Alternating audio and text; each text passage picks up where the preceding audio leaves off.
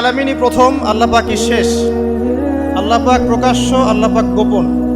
ওয়া হুয়া বিকুল্লি শাইইন আলিম, আল্লাহ পাক বলছেন তিনি প্রত্যেকটা বিষয় সম্পর্কে জ্ঞানী। সূরা হাদীদ আয়াত নাম্বার 3। তো আমরা বুঝতে পারছি যখন কোনো কিছু ছিল না তখন আল্লাহ রাব্বুল আলামিন ছিলেন, আবার যখন কিছু থাকবে না তখন আল্লাহ পাক থাকবেন। কুল্লু মান আলাইহা ফান ওয়া ইয়াবকা ওয়াজহু রাব্বিকা যুল জালালি ওয়াল ইকরাম। সমস্ত কিছু ফানা হয়ে যাবে, শুধুমাত্র আল্লাহ রাব্বুল আলামিনের সত্তা জাত এটা বাকি থাকবে। তার মানে আল্লাহ পাকই শুরু, আল্লাহ পাকই শেষ। আল্লাহর কোনো শুরু নাই, আল্লাহর কোনো শেষ নাই। এখন কেউ যদি প্রশ্ন করে যে আল্লাহ সব কিছু সৃষ্টি করেছেন, তাহলে আল্লাহকে কে সৃষ্টি করলো? নাউজুবিল্লাহ। তখন আমরা বলবো যদি কেউ আল্লাহকে সৃষ্টি করতো তাহলে তো সেই সৃষ্টিকর্তা হয়ে যেত, তাই নয় কি? এভাবে এক এক করে যদি আমরা পিছনের দিকে যেতে থাকি তাহলে একটা পর্যায়ে গিয়ে তো আমাদেরকে থামতে হবে। আমরা যেখানে গিয়ে থামছেন সেটাই হচ্ছে আল্লাহ রাব্বুল আলামিন। আল্লাহ পাকের আগে কিছুই ছিল না, বরং অতীত, বর্তমান, ভবিষ্যৎ এটা সময়ের মধ্যে আছে, যে সময়ের মধ্যে আমরা বাস করছি। আল্লাহ রাব্বুল আলামিনের কাছে এরকম অতীত, বর্তমান, ভবিষ্যৎ কিছু নাই। আল্লাহ রাব্বুল আলামিন একা ছিলেন, তখন কিছুই ছিল না। আবার যখন সবকিছু ধ্বংস হয়ে যাবে আল্লাহ পাক একাই থাকবেন, আর কিছু থাকবে না। এখন আল্লাহ পাক সর্বপ্রথম সৃষ্টি করলেন আরশে আজিম। কি সৃষ্টি করলেন? এবং আরশটা পানির উপরে ছিল। কিসের উপরে?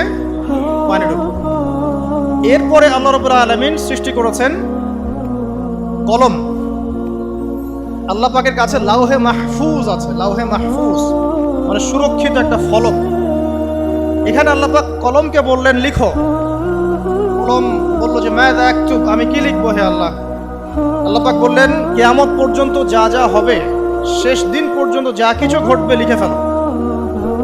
কলম লিখে ফেলেছে কিয়ামত পর্যন্ত কি কি হবে। অতএব আপনার রিজিক নিয়ে এত টেনশন করার কোনো দরকার নেই। বিয়ে শাদী হচ্ছে না, এই জন্য কবরে গিয়ে মানত করার কোনো দরকার নেই। সময় মতো হবে ইনশাআল্লাহ। যখন রিজিক তাকদিরে লেখা আছে সময় মতো ইনশাআল্লাহ হবেই। তাকদিরের বাইরে কিছু হবে না।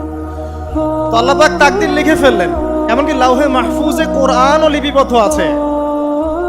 সূরা বুরুজ পড়েন নাই? বাল হুয়া কুরআনুম মাজিদ ফি লাউহিম মাহফুজ। লাউহে মাহফুজ থেকে কোরআন মাজিদ নাজিল করা হয়েছে প্রথম আসমানে। এরপর প্রথম আসমান থেকে আস্তে আস্তে ধাপে ধাপে বিভিন্ন ঘটনার পালাক্রমে রাসূলুল্লাহ সাল্লাল্লাহু আলাইহি ওয়াসাল্লামের কলবের মধ্যে জিবরাইল আলাইহিস সালামের মারফতে ওহী করা হয়েছে। এই হলো কোরআন, যেটা নাজিল হতে সময় লেগেছে 23 বছর। লাউহে মাহফুজ আল্লাহ রাব্বুল আলামিন সব লিখে ফেললেন। এভাবে 6 দিন, আল্লাহ পাকের হিসেবে 6 দিন কত লম্বা আল্লাহ ভালো জানেন। 6 দিনে আল্লাহ রাব্বুল আলামিন এরপর সৃষ্টি করলেন পুরো মহাবিশ্ব। পুরো মহাবিশ্ব বলতে আমি শুধু পৃথিবীর সৌরজগৎ বোঝাচ্ছি না। এই মঙ্গল, বুধ, শনি, বৃহস্পতি এইটুক না, এরকম হাজার হাজার সৌরজগৎ মিলে একটা গ্যালাক্সি হয়, আর হাজারটা গ্যালাক্সি মিলে গিয়ে একটা আসমান হচ্ছে, মহাকাশের একটা ছায়াপথ আসমান হচ্ছে। তো এরকম 7টা আসমান, 7টা মহাবিশ্ব আল্লাহ পাক সৃষ্টি করলেন মাত্র 6 দিনে। কয় দিনে? ফি সিত্তাতি আইয়াম, 6 দিন আল্লাহ পাক সৃষ্টি করলেন। এরপর আল্লাহ রাব্বুল আলামিন প্রত্যেক মহাকাশে তার যার যার কাজ সেটা দিলেন। যেখানে যেখানে মাখলুক সৃষ্টি করা আল্লাহ পাক করলেন। আল্লাহ রাব্বুল আলামিন মালায়েকা সৃষ্টি করলেন নূর দিয়ে। কি দিয়ে? আলো দিয়ে।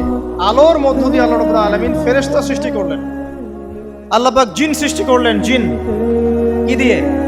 আগুন দিয়ে। একদম যেটা উত্তপ্ত আগুন, লাল আগুন, সেই আগুন দিয়ে আল্লাহ পাক জিন জাতিকে সৃষ্টি করলেন।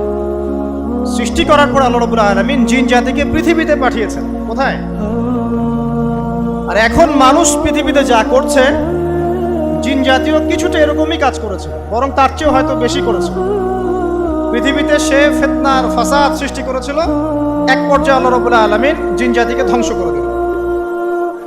কিছু কিছু জিনকে আল্লাহ পাক অবশিষ্ট রাখলেন, যেগুলো পাহাড়ে, পর্বতে, বিভিন্ন জায়গায়, সমুদ্রে আশ্রয় নিল। পাহাড়ি এলাকাগুলোতে জিন থাকে, গভীর সমুদ্রে জিন থাকে, হ্যাঁ, জঙ্গলে জিন থাকে। এরকম কিছু জায়গা আছে এগুলোর মধ্যে জিনরা থাকে। ওদেরকে ডিস্টার্ব করতে গেলে সমস্যা, আপনাকে ধরে ফেলবে। আর যদি প্রতিদিন সকাল সন্ধ্যার জিকির আজগার ঠিকঠাক মতো না করেন, কোরআন তেলাওয়াত ঠিকঠাক মতো না করেন, নামাজি না হন আর পবিত্র না থাকেন, তাহলে জিন ধরার সম্ভাবনা বেশি। আর আমার মনে হয় এখনকার যে মেয়েগুলো রাস্তাঘাটে ঘোরাফেরা করে, এদের বেশিরভাগই জিন ধরা। কারণ আছে, এমনি এমনি বলি নাই। এটা আপনাকে বুঝতে হলে আল্লাহ এবং তার রাসূলের চোখ দিয়ে দেখতে হবে তো। কারণ তাদের চালচলন স্বাভাবিক না, কিছু একটা ওদের উপর ভর করেছে। ভরটা করার কারণে তার চালচলন আজকে এমন হয়ে গেছে। বহু মেয়ের ঘটনা এমন শোনা যায় যে সরাসরি তারা জিন দ্বারা ইফেক্টেড হয়। দেখেন না, রুকিয়া করতে হয়, শারীরিকভাবে রুকিয়া করতে হয়। তো খেয়াল রাখবেন, সকাল সন্ধ্যার জিকির আজগার ঠিক রাখবেন, কোরআন তেলাওয়াতটা ঠিক রাখবেন, নামাজি হবেন, পাক পবিত্র থাকবেন, জিন আপনাকে কোনো ক্ষতি করতে পারবে না ইনশাআল্লাহ। জিনরা কিন্তু রাসূল সাল্লাল্লাহু আলাইহি ওয়াসাল্লামেরও ক্ষতি করার চেষ্টা করেছিল। আল্লাহর রাসূল সাল্লাল্লাহু আলাইহি ওয়াসাল্লাম ওটাকে ধরেছিলেন, ধরে মসজিদের খুঁটির সাথে বেঁধে রেখেছে। নামাজের মধ্যে জিন আমাদের নবীকে ডিস্টার্ব করেছিল, আল্লাহ রাসূল ওই জিনকে ধরেছেন, ধরে খুঁটির সাথে বেঁধে রেখেছে।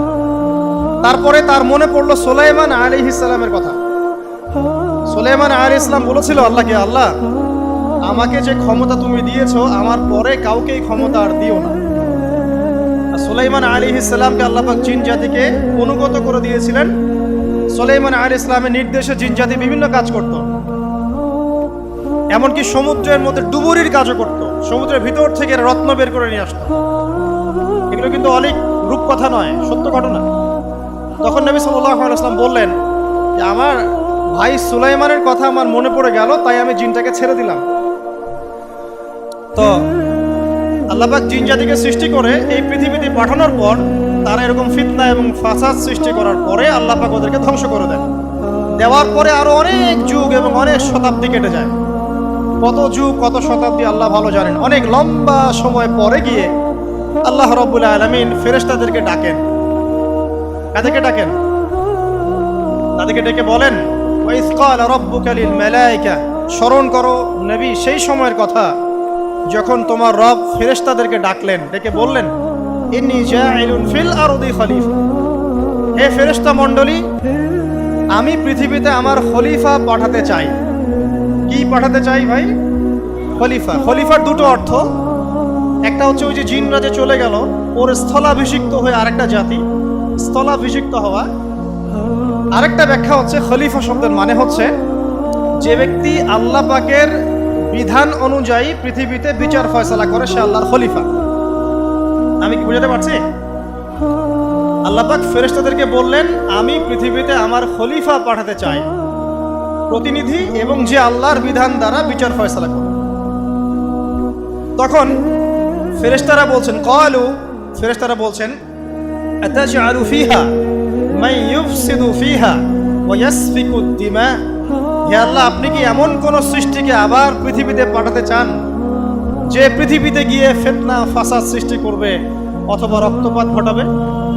ফেরেশতারা এই কথা কিভাবে বলতে পারলো? হ্যাঁ, জিন জাতির অভিজ্ঞতার আলো। ঠিক আছে?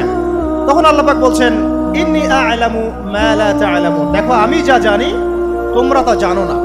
মানে তারা ফিতনা ফাসাদ সৃষ্টি করতে পারে, কিন্তু আমার কিছু মুখলেস বান্দা থাকবে যারা এই পথে পা বাড়াবে না। আচ্ছা, এবার আল্লাহ রাব্বুল আলামিন আদম আলাইহিস সালামকে সৃষ্টি করলেন। আল্লাহ পাক নিজের হাত দিয়ে আদম আলাইহিস সালামকে সৃষ্টি করেছেন। সূরা সাদের মধ্যে আল্লাহ পাক বলেছেন, দেখুন মহাবিশ্বের কোন সৃষ্টির ব্যাপারে বলা হয়নি যে খলাকতু বিয়াদাই, আমি নিজ হাতে তাকে সৃষ্টি করেছি। শুধুমাত্র আদম আলাইহিস সালাম, আমাদের পিতার ক্ষেত্রে বলা হয়েছে খলাকতু বিয়াদাই, আমি নিজ হাতে তাকে সৃষ্টি করেছি। কত সম্মান, কত ভালোবাসা, তাই না? এবার আল্লাহ রাব্বুল আলামিন আদম আলাইহিস সালামকে সমস্ত নাম শিক্ষা দিলেন। সমস্ত নাম মানে কি?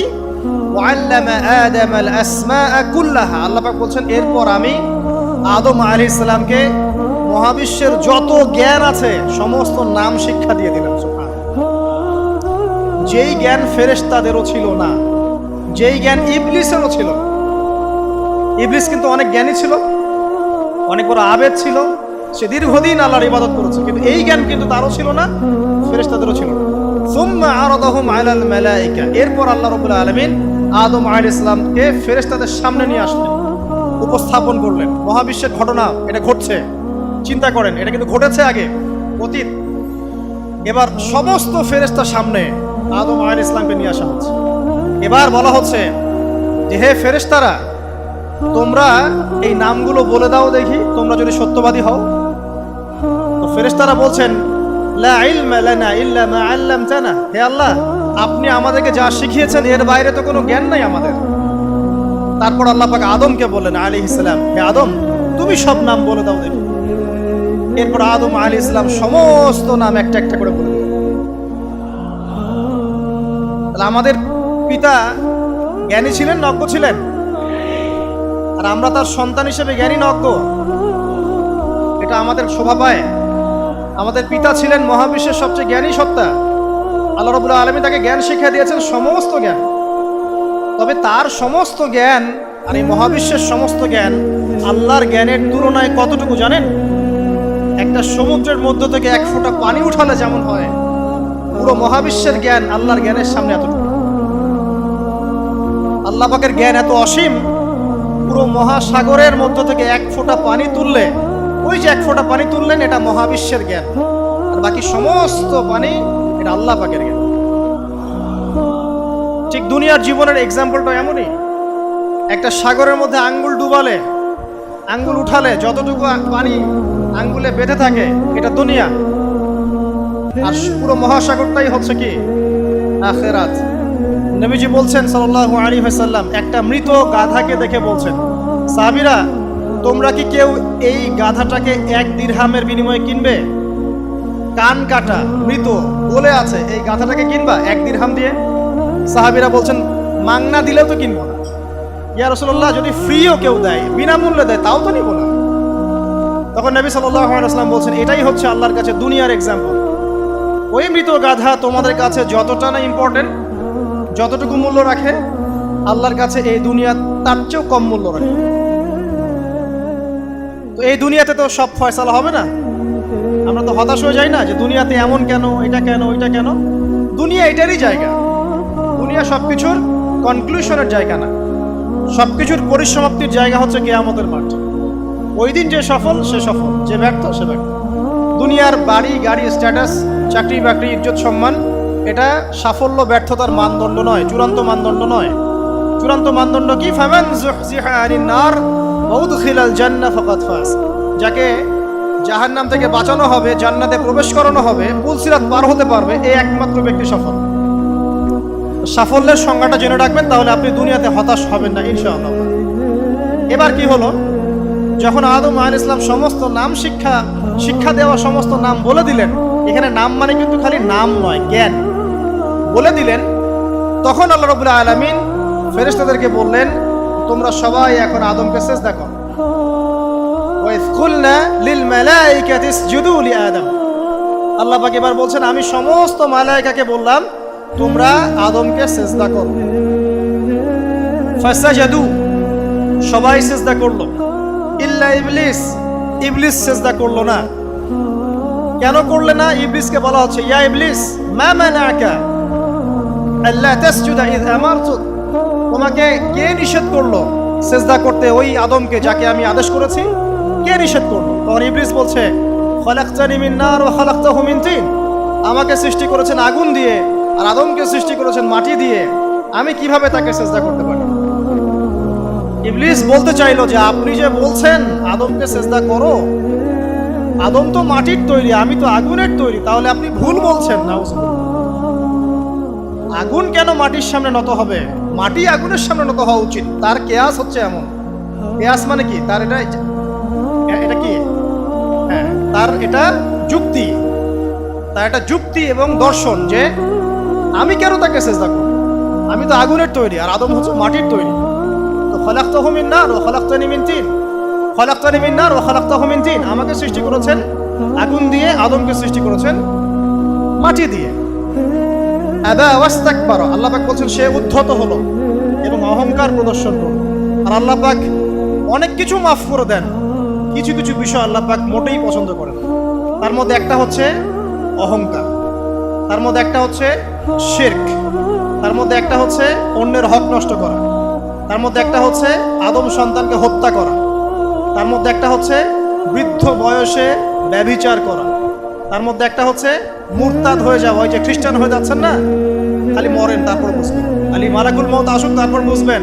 আল্লাহ রাব্বুল আলামিন বলছেন তার রাসূলের মাধ্যমে, কেউ যদি সাক্ষ্য দেয় আল্লাহ ছাড়া কোনো মাবুদ নাই, মুহাম্মদ সাল্লাল্লাহু আলাইহি ওয়াসাল্লাম শেষ নবী, ঈসা ইবনে মারইয়াম আল্লাহর প্রেরিত নবী, আল্লাহর পুত্র নন, জান্নাত সত্য এবং জাহান্নাম সত্য, এই পাঁচটা বিষয় যদি কেউ সাক্ষ্য দেয় ইনশাআল্লাহ সে জান্নাতে যাবে, তার আমল যেমনই হোক না। টাকার বিনিময়ে, চাকরির বিনিময়ে, সমাজ সেবার নামে আর চিকিৎসার নামে ঈমান বিক্রি করে ফেললেন। সুবহানাল্লাহ, সুবহানাল্লাহ। তোমাদের এই পৃথিবীতে বেঁচে থাকার চাইতে মাটির তলে চলে যাওয়া ভালো। আবর্জনার কোনো প্রয়োজন নাই আল্লাহর এই জমিনে। এই মুসলিম উম্মার আবর্জনার কোনো প্রয়োজন নাই। এই মুসলিম উম্মার ইমানদার সাহসী তরুণ প্রজন্মের দরকার। আল্লাহ পাক কবুল করুন, আমিন। এরপরে কি হলো? ইবলিস সিজদা করলো না, আবা ওয়াস্তাকবার, সে উদ্ধত হলো এবং অহংকার প্রদর্শন করলো।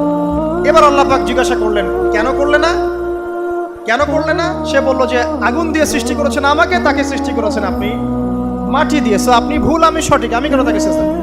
আল্লাহ পাক তখন আর তার প্রতি রহম করলেন না। আল্লাহ পাক তখন তাকে বলছেন ফাখরুজ মিনহা, এখান থেকে বেরো। আল্লাহ পাক যেমন গফুর রহিম আরহামুর রহিমিন, ঠিক তেমনি আল্লাহ পাক শাদীদুল ইকাব, কঠিন শাস্তি দাতাও বটে। আল্লাহ পাক শুধু কি দয়াই করবেন, শাস্তি দিবেন না? দিবেন। ফাখরুজ, অপদস্থ হয়ে লাঞ্ছিত হয়ে এখান থেকে বের হয়ে যাও। এখানে অহংকার করার অধিকার তোমাকে দেয়া হয় না, এখান থেকে বের হয়ে যাও। এবার ইবলিস বের হয়ে যাচ্ছে। বের হয়ে যাওয়ার সময় ইবলিস বলছে রব্বি, কি বলছে? রব্বি। দেখেন ইবলিস আল্লাহকে বলছে রব্বি, মানে ইবলিস আস্তিক। ইবলিস কি আস্তিক? ইবলিস আল্লাহ বিশ্বাস করে। ইবলিস বলছে রব্বি, হে আমার রব, আনজিরনি ইলা ইয়াউমি ইউবআসুন, আমাকে কিয়ামত দিবস পর্যন্ত অবকাশ দেন। আমাকে তো বের করে দিচ্ছেন, ঠিক আছে, আমাকে কিয়ামত দিবস পর্যন্ত অবকাশ দেন। শব্দ চয়ন হচ্ছে রব্বি, হে আমার রব। মানে ইবলিস কিন্তু নাস্তিক না। তাহলে এখন যারা এই যে এথিজমে বিশ্বাস করছেন, আসলে এরা কেউ নাস্তিক না, এরা ইসলাম বিদ্বেষী। কখনো দেখবেন না তাদেরকে অন্য ধর্মের কোনো বিষয় নিয়ে কটু মন্তব্য করছে, প্রশ্ন উত্থাপন করছে, এমনটা খুব কমই দেখবেন। এতে যত মাথা ব্যথা ইসলাম নিয়ে। এখানে দেখেন ইবলিসের কথা বলছি, ইবলিস কিন্তু আস্তিক। ইবলিস কি বলছে? রব্বি আনজিরনি ইলা ইয়াউমি ইউবআসুন, হে আমার রব। ইবলিস জানে যে আল্লাহ তার রব।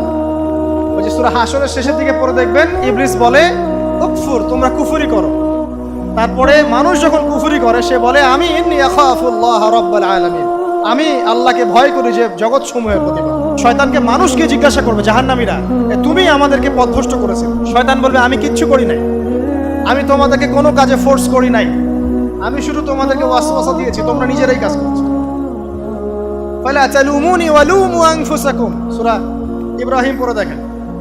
শয়তান বলবে তোমরা আমাকে লানত করো না, নিজেদেরকেই লানত করো, আমি তো তোমাদেরকে বাধ্য করে কাজ করাই নাই, তোমরা নিজেরাই করেছো এই কাজ। আসুন সামনে যাই।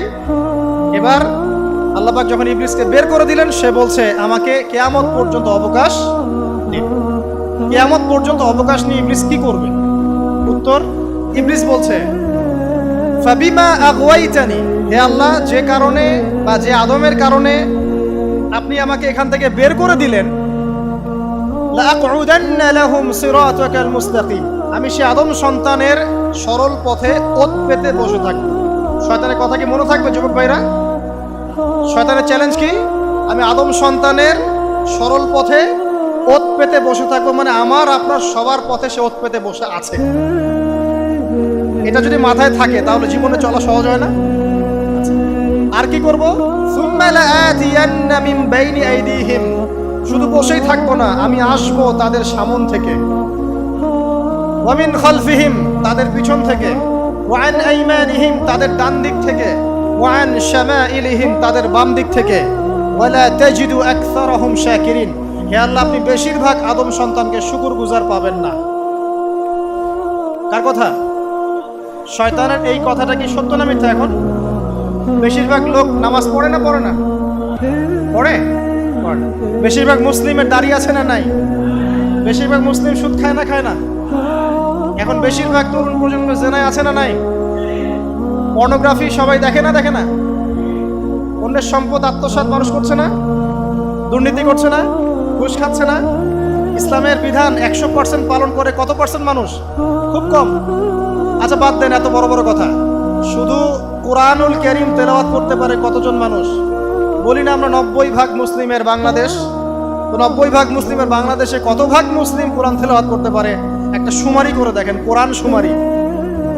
এটা কোরআন শুমারি করে দেখেন যে কত পার্সেন্ট মুসলিম শুদ্ধ করে কোরআন পড়তে পারে। যারা পড়তে জানে তাদেরও পড়া যে কত ভুল আছে আলেম ওলামার কাছে গেলে বুঝতে পারবেন। আর এই ভুলের কারণে যে অর্থ কত পরিবর্তন হচ্ছে আপনি তো জানেনই না। তো এই যে শয়তান বলেছে ওয়ালা তাজিদু আকসারাহুম শাকিরিন, আপনি বেশিরভাগকেই শুকরগুজার পাবেন। তো কথা সত্য না মিথ্যা? দেখেন ও কিন্তু তার মিশনের মধ্যে ঠিকই আছে। কথা যে সত্য তার প্রমাণ সহিহ বুখারীর একটা হাদিস, যেটা 4 বার এসেছে বুখারীর মধ্যে, যে আদম আলাইহিস সালামকে ডাকা হবে কিয়ামতের মাঠে, ডেকে বলা হবে তোমার সন্তানদের মধ্য থেকে জাহান্নামীদেরকে আলাদা করে দাও। আদম আলাইহিস সালাম বলবেন কতজনকে আলাদা করে দিব? আল্লাহ পাক বলবেন প্রতি 1099 জনকে জাহান্নামের জন্য আলাদা করে দাও। শয়তানের কথা ঠিক না বেঠিক? এবার আল্লাহ রাব্বুল আলামিন তাকে বের করে দিলেন। ইবলিস এবার বের হয়ে গেল, চ্যালেঞ্জও করলো। এবার আল্লাহ পাক আদম আলাইহিস সালামকে ডেকে বলছে ইয়া আদম, এবার আদম আলাইহিস সালামের এই যে পাজর মানে বুকের পাজর, এখান থেকে তার সঙ্গিনীকে সৃষ্টি করা। কারণ আদম আলাইহিস সালাম একাকী ছিলেন, একা কি থাকা যায়? একা থাকতে কষ্ট হয় না? একজন জীবন সঙ্গী লাগে না? তো আদম আলাইহিস সালামের এই বাম পাজরের হাড় থেকে হাওয়া আলাইহিস সালামকে সৃষ্টি করা। সৃষ্টি করার পর আরো একটা ঘটনা আছে যে আল্লাহ রাব্বুল আলামিন আদম আলাইহিস সালামের পিঠের যে অংশটুকু আছে, এই অংশটুকু থেকে আগামীতে যত আদম সন্তান আসবে সবাইকে ছোট ছোট পিঁপড়ার আকৃতিতে সামনে নিয়ে দেখালেন। সুবহানাল্লাহ। যত আদম সন্তান আসবে আল্লাহ পাক সবাইকে আদমের সামনে দেখালেন এবং বললেন এই যে শুভ্র অংশ যারা, মানে সাদা অংশ যারা, তারা তোমার সন্তানদের মধ্য থেকে সবাই জান্নাতি। আর তোমার এই যে বাম পাশে যেগুলো কালো কালো ছোট ছোট আকৃতি দেখছো, এগুলো সব তোমার সন্তানদের মধ্য থেকে জাহান্নামী। আমরা দোয়া করি আমরা তাদের অন্তর্ভুক্ত না হই। এবার আল্লাহ পাক সবাইকে বললেন, সূরা আরাফের মধ্যে আসছে 182 নম্বর আয়াতে মনে হয়, আল্লাহ পাক বলেন আলাস্তু বিরাব্বিকুম, হে আদমের সন্তানরা আমি কি তোমার রব নই? আমি কি তোমাদের রব নই? আলাস্তু বিরাব্বিকুম, আমি কি তোমাদের রব নই? আলাস্তু বিরাব্বিকুম, আমি কি তোমাদের রব নই? আমরা সবাই তখন বলেছিলাম বালা ইয়া রব্বি, অবশ্যই আপনি আমাদের রব। আমরা এখন ভুলে গেছি না? আমরা সবাই এই সাক্ষী দিয়ে আসছি রুহের জগতে। আর রুহের জগৎ বলে একটা জগৎ আছে, অনেক জগৎ আছে। রুহের জগৎ একটা, দুনিয়ার জগৎ একটা, জিন জাতির জগৎ আলাদা, বারজাখ পরকালে যে কবরে রাখার পরে বারজাখের জগৎ একটা, আর দারুল করার যেটা হবে একদম জান্নাত জাহান্নাম, ওটা আরেকটা জগৎ। এই যে মহাবিশ্ব যে সম্প্রসারিত হচ্ছে, এক এক গ্যালাক্সিতে এক একটা জগৎ না, এরকম বহু জগৎ আছে। রুহের জগতে আমরা এই ওয়াদা আল্লাহর কাছে করে এসেছি। এটাকে আহদে আলাস্তু বলে। কি বলে? আহদে আলাস্তু, মানে আলাস্তু বিরাব্বিকুম, আমি কি তোমাদের রব নই? আমরা বলেছিলাম হ্যাঁ আপনি আমাদের রব। একটা মজার কথা আছে এখানে, যখন আদম আলাইহিস সালাম দেখছিলেন তার সন্তানদেরকে সাদা সাদা আকৃতি ছোট ছোট, এর মধ্যে একটা সন্তানকে দেখে, একজন সন্তানকে দেখে তার প্রচন্ড ভালো লেগেছিল এবং তিনি অত্যন্ত সুদর্শন ছিলেন। তাকে দেখে তার প্রচন্ড রকম ভালো লেগেছিল। আল্লাহ পাককে তিনি জিজ্ঞাসা করলেন, হে আল্লাহ, আমার সন্তানদের মধ্যে কে, এই সুন্দর সন্তান কে? আল্লাহ পাক বললেন সে হচ্ছে তোমার সন্তান দাউদ। কি নাম? দাউদ আলাইহিস সালাম। আর আপনাকে বলে রাখি, আদম আলাইহিস সালামের ব্যাপারে যেমন আল্লাহ পাক বলেছেন আদম আমার খলিফা, ঠিক দাউদ আলাইহিস সালাম সম্পর্কেও আল্লাহ পাক বলেছেন দাউদ আমার খলিফা। বুঝতে পারলেন? কোথায় আছে? সূরা সাদ পড়ে দেখেন। ঠিক আদম আলাইহিস সালাম সম্পর্কে আল্লাহ পাক বলেছেন না যে আমি পৃথিবীতে খলিফা পাঠাচ্ছি, ঠিক দাউদ আলাইহিস সালাম সম্পর্কেও আল্লাহ পাক বলেছেন দাউদ আমার খলিফা। ইয়া দাউদ ইন্না জাআলনাকা খলিফাতান ফিল আরদ ফাহকুম বাইনান নাস বিল হক ওয়া লা তাত্তাবি'ল হাওয়া। আয়াতটা পড়ে দেখবেন। ওইদিকে আমি পরে আসছি। তো ওই সন্তানকে দেখে তার এত ভালো লাগলো, আল্লাহর কাছে তিনি জিজ্ঞাসা করছেন, হে আল্লাহ, আমার এই সন্তানের হায়াত কত? আল্লাহ পাক বলছেন, তোমার এই সন্তানের হায়াত হচ্ছে 60 বছর। কত বছর? 60 বছর। আর আমাদের উম্মতে মুহাম্মাদের কিন্তু গড় আয়ু এরকম 60-65, এর বেশি না গড় আয়ু। তখন আদম আলাইহিস সালাম বলেন, আল্লাহ, আমার হায়াত থেকে তাকে 40 বছর দিয়ে দাও। আমার হায়াত থেকে তাকে 40 বছর দিয়ে দাও। আল্লাহ পাক তাকে 40 বছর দিয়ে দিলেন। তাই আদম আলাইহিস সালামের 1000 বছর হায়াত হয়ে গেল 960 বছর, আর দাউদ আলাইহিস সালামের 40 বছর হায়াত হয়ে গেল 100 বছর। এখন আসেন এই জায়গায় যে আদম আলাইহিস সালাম এবং দাউদ আলাইহিস সালাম দুইজনকে আল্লাহ পাক কি বলেছেন? খলিফা। খলিফা কে? খলিফা কাকে বলে? এটা একটু শুনে নি ছোট্ট করে।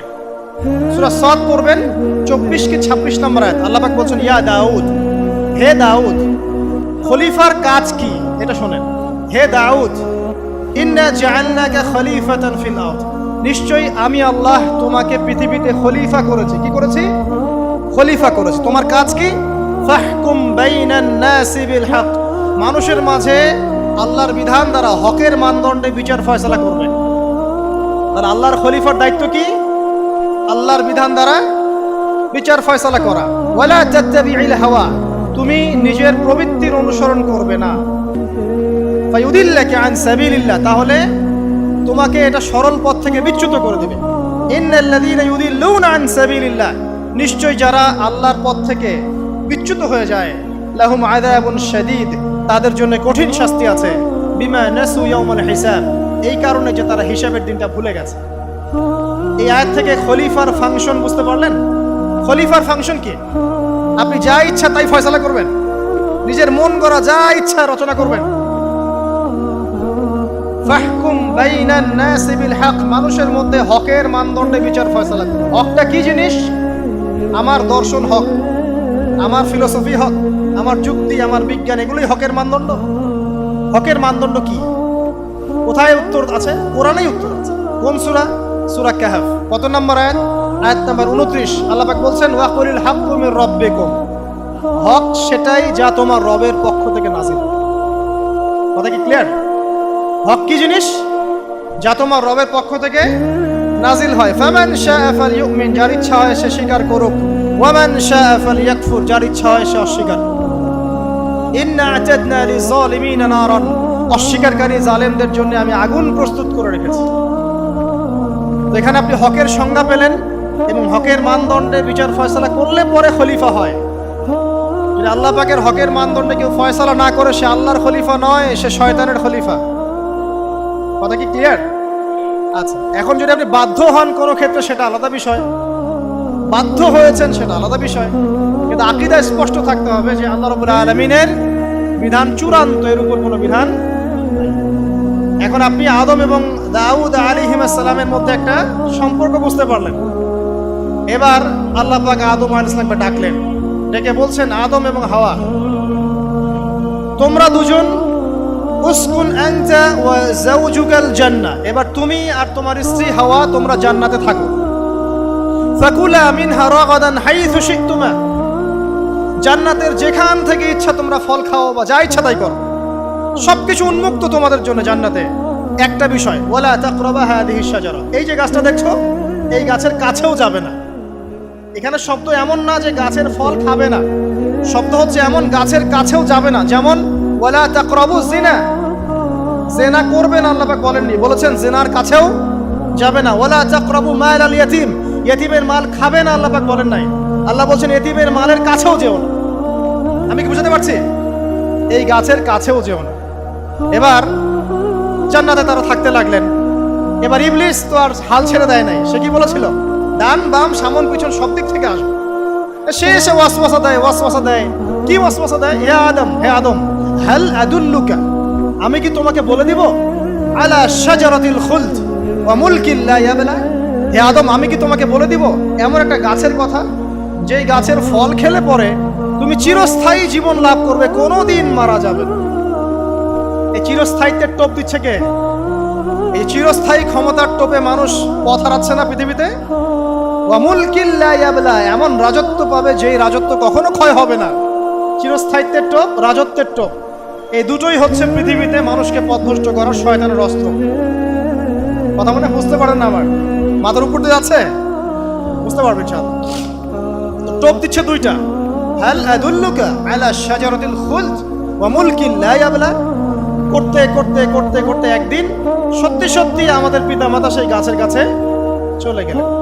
যখনই চলে গেলেন, ফালাম্মা যাকা শাজারা, যখন তারা গাছের কাছে চলে গেলেন, ওয়াদাত লাহুমা সাওআতিহিম, তাদের পরনে যে জান্নাতি কাপড় ছিল ধাপাস করে খুলে পড়ে গেল। ইন্না লিল্লাহি ওয়া ইন্না ইলাইহি রাজিউন। আমাদের পিতামাতাকে পুরো মহাবিশ্বে ফেরেশতাদের সামনে জান্নাতে নগ্ন করে দিল ইবলিস। আমি মনে বুঝাতে ব্যর্থ হচ্ছি। আমাদের পিতামাতাকে জান্নাতে ফেরেশতাদের সামনে, সবার সামনে নগ্ন করে কাপড় খুলে ফেললো কে? ইবলিস। তো এখন যে কাপড় খোলার সংস্কৃতি চলছে, কারা এরা? ওরা জিন শয়তান, এগুলো মানুষ শয়তান। শয়তান দুই প্রকার, মিনাল জিন্নাতি ওয়ান নাস, জিন শয়তান আর মানুষ শয়তান। ওই জিন শয়তান এদেরকে ওয়াসওয়াসা দিয়ে দিয়ে নগ্ন করেছে। এরা এখন নগ্নতার আন্দোলন শুরু করেছে, এবং আমি জানি কয়দিন পর এটা বিকিনি পরেও ঘুরবে। অবাক হচ্ছেন? কিয়ামতের আলামতের মতো অন্যতম হচ্ছে মানুষ রাস্তার ধারে ধারে জেনা করবে, রাস্তার মোড়ে মোড়ে জেনা হবে। তখন তার সবচেয়ে ভালো মানুষ হবে সেই ব্যক্তি যে গিয়ে বলবে যে বাবা তোমরা জেনা করছো, এই দেয়ালের পিছনে গিয়ে করতে পারলা না। সে হবে সবচেয়ে ভালো মানুষ। এই যে কাপড় খোলার সংস্কৃতি শুরু হয়েছে, এটা কার সংস্কৃতি? বাদাত লাহুমা সাওআতিহিম। আল্লাহ পাক আরো বলছেন, ইয়া বানি আদম, হে আদম সন্তান, লা ইয়াফতিনান্নাকুমুশ শাইতান, শয়তান যেন তোমাদেরকে ফিতনায় ফেলতে না পারে। কামা আখরাজা আবাওয়াইকুম মিনাল জান্নাহ, ঠিক যেভাবে শয়তান তোমাদের পিতামাতাকে জান্নাত থেকে বের করে দিয়েছিল। আর কি করেছিল? কামা আখরাজা আবাওয়াইকুম মিনাল জান্নাহ ইয়ানজিউ আনহুমা লিবাসাহুমা, শয়তান তোমাদের পিতামাতার লেবাস, পোশাক খুলে ফেলেছিল। ঠিক এভাবেই যেন পৃথিবীতে শয়তান তোমাদেরকে ফিতনায় ফেলতে না পারে, আল্লাহ পাক সতর্ক করছেন। এখন কি বুঝতে পারছেন? এই নগ্নতার যে ছয় লাভ, নগ্নতা, অশ্লীলতা, পর্নোগ্রাফি, বেহায়াপনা, ফ্রি মিক্সিং, নারীদেরকে নগ্ন করে রাস্তায় বের করে নিয়ে আসা, এগুলো কার এজেন্ডা? শয়তানের এজেন্ডা। এর উপর কোনো কথা নাই, কারণ কোরআনের উপর কোনো সত্য নাই। এগুলোর উপরে কোনো কথা হবে না, বিকজ কোরআনের উপর কোনো সত্য নাই। আছে? নাই। কোরআনে আল্লাহ পাক বলেছেন যে শয়তান ফিতনায় ফেলেছিল, ইয়ানজিউ আনহুমা লিবাসাহুমা, শয়তান তোমাদের পিতামাতার লেবাস খুলে ফেলে দিয়েছিল। ওয়াতাফিকা ইয়াখতিফানি আলাইহিমা মিন ওয়ারাকিল জান্নাহ, তখন আমাদের পিতামাতা জান্নাতের গাছের যে এই যে পাতাগুলো আছে, এগুলো ছিঁড়ে ছিঁড়ে লজ্জাস্থান ঢাকতে লাগলেন। ইন্না লিল্লাহ। আমাদের পিতামাতার কি দুর্দশা হয়েছিল, আমাদের পিতামাতার কি দুর্দশা, কি লজ্জা হয়েছিল তখন। চিন্তা করে দেখেন, শয়তান কাপড় খুলে ফেলে দিয়েছে। আর আমাদের পিতামাতা, আমাদের মা, আমাদের বাবা জান্নাতের এই যে পাতাগুলো ছিঁড়ে ছিঁড়ে গায়ের লজ্জাস্থান ঢাকা শুরু করেছেন। কি পরিমাণ লজ্জা চিন্তা করেন। আপনাকে যদি এখানে কেউ নগ্ন করে ফেলে, আপনি যদি না চান বিষয়টা, সবাই জোর করে আপনার কাপড় খুলে ফেলে, আপনার কেমন লাগবে? কেমন লাগবে? এই ঘটনা ঘটেছে মহাবিশ্বে, শয়তান ঘটিয়েছে। এরপর আল্লাহ পাক ডাকলেন, ডেকে বলছেন, ইয়া আদম, হে আদম, আলাম আনহাকুমা আন তিলকুমা শাজারা, হে আদম, আমি কি তোমাদেরকে দুজনকে নিষেধ করি নাই যে গাছের কাছে যাবে না? আমি কি তোমাদের দুইজনকে নিষেধ করি নাই যে তোমরা গাছের কাছে যাবে না? তখন আদম আলাইহিস সালাম বুঝতে পারলেন যে তারা একটা বড় ভুল করে ফেলেছে। তারপর আল্লাহ রাব্বুল আলামিন দয়া পরবশ হয়ে আদম এবং হাওয়া আলাইহিস সালামকে কালিমা শিক্ষা দিলেন, তওবার কালিমা, যেই কালিমা দিয়ে তারা তওবা করতে পারেন। সেই কালিমা হচ্ছে রব্বানা যালামনা আনফুসানা ওয়া ইল্লাম তাগফির লানা ওয়া তারহামনা লানাকুনান্না মিনাল খাসিরিন। এই দোয়া শিখে নিয়ে আদম এবং হাওয়া আলাইহিস সালাম তওবা করলেন। আল্লাহ পাক তাদের তওবা কবুল করে মাফ করে দিলেন।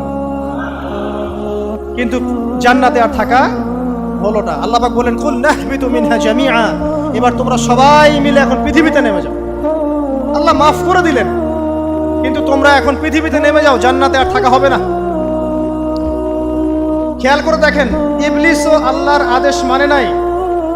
আল্লাহ বলেছেন সেজদা করো, ইবলিস কিন্তু করে নাই। আবার আমাদের পিতা আদম আলাইহিস সালামকে আল্লাহ পাক বলেছেন গাছের কাছে যেও না, তারা চলে গেছেন। দুটোই কি অবাধ্যতা নয়? তাহলে ইবলিসকে চিরস্থায়ী জাহান্নামী করা হলো, আদম সন্তানকে কেন করা হলো না? উত্তর, আদম সন্তান আদম আলাইহিস সালাম তওবা করে ফিরে এসেছে, ইবলিস আসে নাই। তাই আমাদের দ্বারা পদে পদে ভুল হবেই, তওবা করে ফিরে আসলেই গুনাহ মাফ ইনশাআল্লাহ। আর যদি ইবলিসের মতো গুনার উপর গুনাহ করতেই থাকেন আর বলেন যে আমি ঠিক কাজ করছি, তাহলে ইনশাআল্লাহ ওই যে জাহান্নাম অপেক্ষা করছে।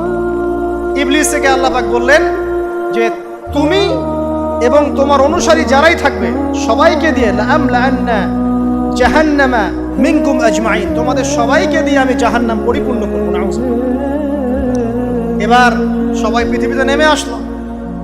পৃথিবীতে এসেই কি আল্লাহ পাক ছেড়ে দিলেন? না, আল্লাহ রাব্বুল আলামিন বলছেন কুল নাহবিতু মিনহা জামিআ, তোমরা পৃথিবীতে নেমে যাও।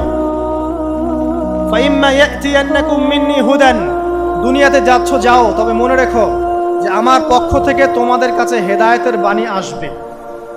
আমার পক্ষ থেকে তোমাদের কাছে হেদায়েতের বাণী আসবে।